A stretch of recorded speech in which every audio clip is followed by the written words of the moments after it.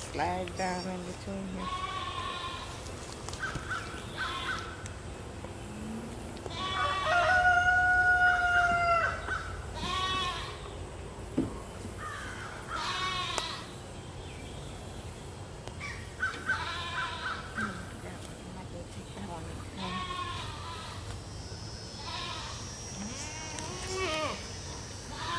There was a bunch of beetles in there when you went back in there?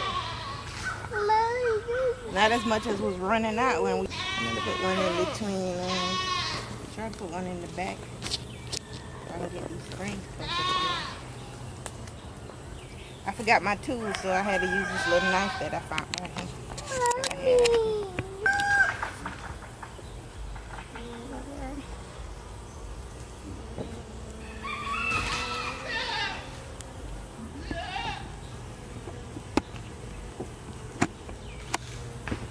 Yeah, work with what you got. So you get what you want. Yeah, you can get some. Out of it. But I don't know how oil. It's like a little bit got on the top. Can't let oil get in there. And the hive. Oil will kill insects.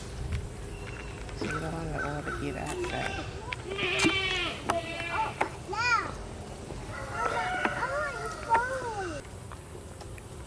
He told me reach in and pull them out. I'm like, I am not reaching up in the goat and pull the baby out. Get a goat a chance to have her own baby. He said, go get me some gloves. I said, your big ass hand can't reach up in there. Big old hand you got. Trying to make sure there's no oil on it. I don't know how the oil would have got there, but you want to be? You want to be Bess? Okay then. They'll see what they'll do. They'll go down in these things right here. Once they go in there, they can't get out because they got a little lip on it. It's like the roach motels. You get in, but you can't get out.